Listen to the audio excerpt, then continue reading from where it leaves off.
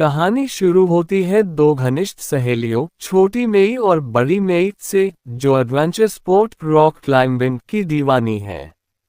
पर एक हादसे ने छोटी मेई की जिंदगी को पूरी तरह बदल दिया।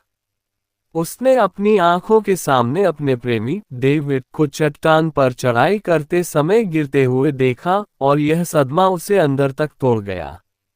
वह शराब में खुद को डुबोने लगी और पूरी तरह टूट चुकी थी। अपने दोस्त को फिर से मजबूत बनाने के लिए बड़ी मेई उसे मनाती है कि वह उसके साथ 2000 फीट ऊंचे त्यागे जा चुके सिग्नल टावर पर चढ़ाई करे। काफी मनाने के बाद छोटी मेई सहमत हो जाती है और यहीं से उनके दुष्स्वप्न की शुरुआत होती है। दोनों कार से रेगिस्तान में खड़े उस आसमान छूते टावर के नीचे पहुंचती है। छोटी मेई, जिसके भीतर अभी भी दहशत थी, टावर को देखकर कांप उठती है। लेकिन बड़ी मेई उसे शांत करती है और वे दोनों चढ़ाई शुरू करती हैं। जैसे जैसे ऊंचाई बढ़ती है, छोटी मेई का दिल जोर जोर से धड़कने लगता है। वह नीचे देखने की हिम्मत भी नहीं कर पा रही।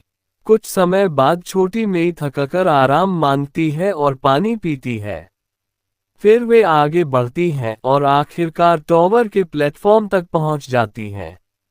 लेकिन असली चुनौती तो टावर की नुकीली चोटी टिप तक पहुंचना था।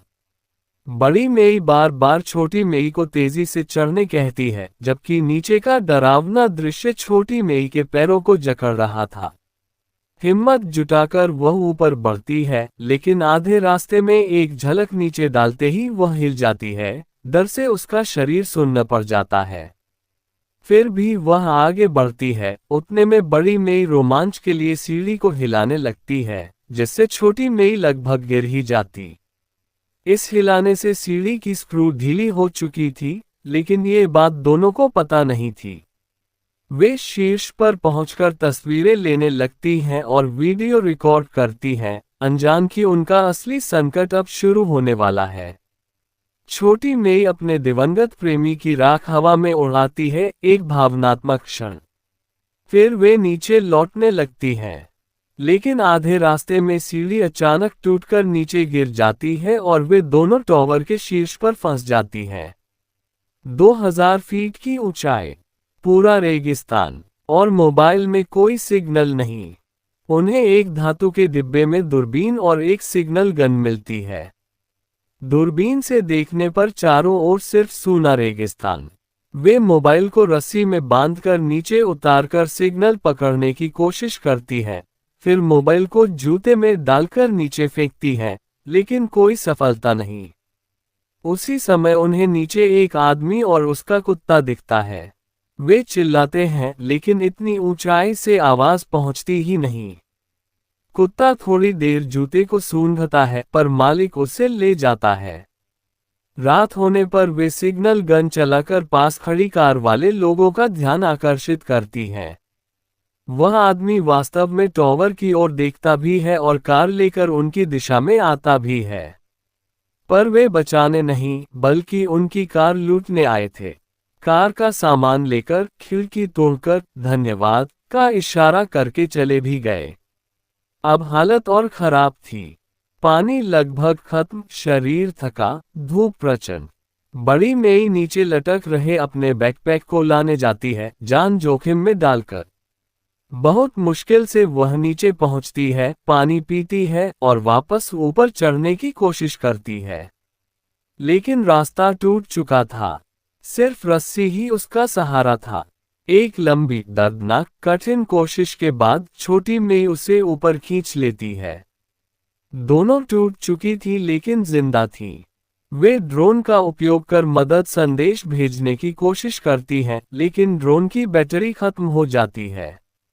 छोटी मेई जान पर खेलकर टावर की नोक पर चढ़कर सिग्नल लाइट के सॉकेट से ड्रोन को चार्ज करती है, तेज धूप में क्षतिग्रस्त शरीर के साथ। वहां एक गिद्ध बार बार उस पर हमला भी करता है। ड्रोन चार्ज होता है और वह उसे पास के मोटेल की ओर भेजती है।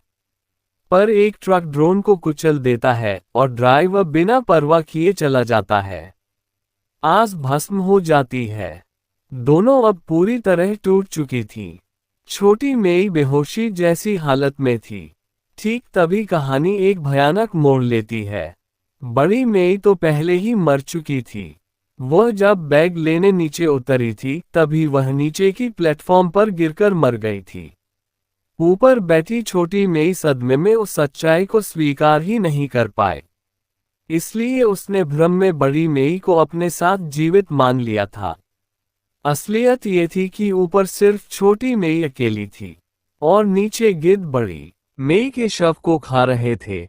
जीवित रहने के लिए छोटी मेई को गिद्ध से लड़ना पड़ा। उसने उसे मारकर उससे अपना पेट भरा क्योंकि अब उसके पास कोई और विकल्प नहीं था। फिर वह नीचे जाकर बड़ी मेई के जूते में मोबाइल रखती है और शव को नीचे धकेल देती है ताकि मोबाइल सुरक्षित नीचे पहुंचे और संदेश भेज सके। काफी देर बाद संदेश मिलते ही पुलिस और उसके पिता पहुंचते हैं और छोटी मेई को बचा लिया जाता है। लेकिन उसकी प्रिय सहेली हमेशा के लिए उसे छोड़ चुकी थी और ये त्रासदी हमेशा उसकी यादों में जिंदा रहेगी। ये फिल्म मानव साहस, जीवित रहने की प्रवृत्ति, मानसिक संघर्ष और दोस्ती की गहराई को बेहद तीव्र रूप में प्रस्तुत करती है। साथ ही यह चेतावनी भी देती है, जिंदगी से कीमती कुछ नहीं। कभी भी अपनी जान को अनावश्यक जोखिम में न डालें।